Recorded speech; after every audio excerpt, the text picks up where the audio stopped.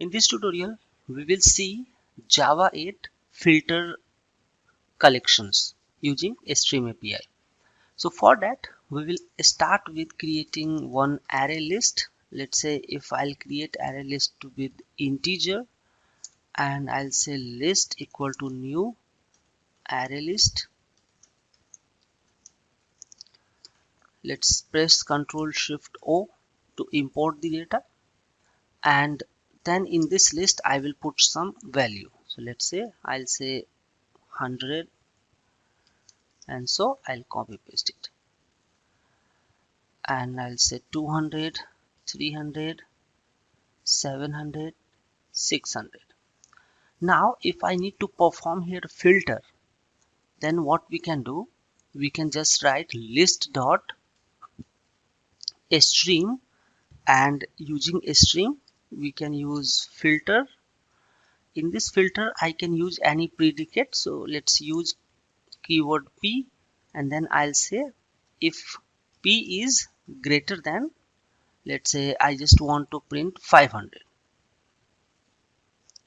P is greater than 500, then we need to print it.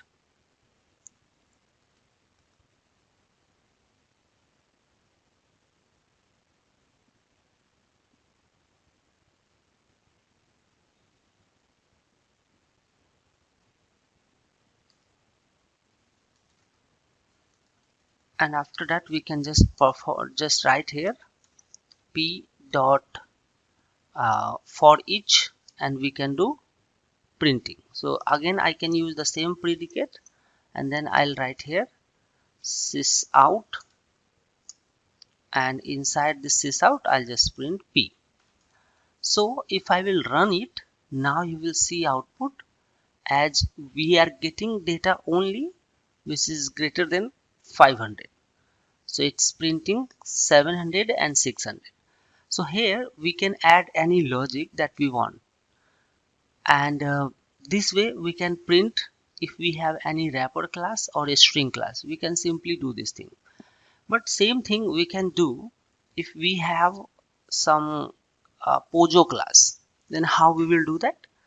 So for that we can create one Pojo class. Here let's say I'll go and create one employee Pojo class, and in this employee we need to add few private fields. So let's say I'll say private int imp id. This is employee id. Then I'll say private string imp name. Then we have private, let's say double salary, and then one more thing I can add, private, and I'll use a string address. For example, if we want to add these all information for the employee, and then we want to create Pojo class, we can right click, go to source, and then click generate constructor using super. This is default constructor. Now similarly I'll create one more constructor, that is parameterized constructor, and just click generate, and then we'll add here getter setter method. I will go again on source, click generate getter and setter, select all fields, generate, and then let's add one more thing which is called override toString method. So here it is saying generate toString method. Just click on it and click generate. Now this way we have created Pojo class of employee, and then what we can do here, I will create similarly array list of employee, and in this array list, so I'll say employees equal to new array list. In this array list we will add employee object. So I'll simply say employees dot add, and here I'll say new employee. In this one I'll just add employee details. So for example, here I'm adding employee 101, name I can say employee name is Chandan, and then salary is, let's say, 5,000, and address is, I'll say, Delhi. One object I added. Similarly, I'll copy and paste few more objects. So here I'll say this is 100, this is 2, this is 5, and then here I'll say Ram, and here I'll say Mohan,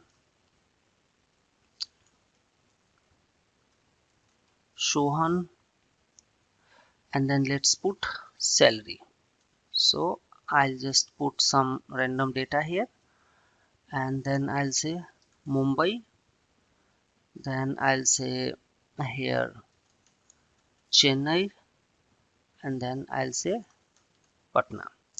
So suppose if I have these data available in this employees, and now I need to perform filter here.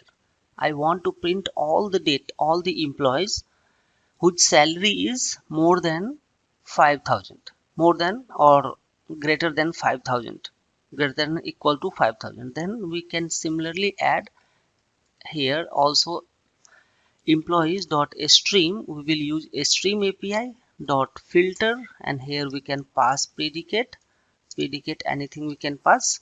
Now whenever we use predicate object, we have to always see in this employee what kind of data available. It's employee, that means we have now here, this is one employee object, employee data. In this case, if you will see, we have data available integer, that's why we are directly comparing here. But in this case, we have now object. So I'll say p dot get salary is greater than equal to, let's say, 5,000. And if condition matches, then what we do, we can apply here for each loop. And in this for each loop, I'll just print it. So I can just go sys out, and then I will print the data, whatever thing is available here. So I can simply write here sys out, and then p dot get employee name. Now right now I just wanted to print only employee name. I can run it now, and then you can see Chandan and Shohan is the employee whose salary is greater than equal to 5,000. That means Chandan and Shohan. So this way you can apply here any logic, any filter logic or anything. Thank you so much for watching the video. See you in the next one.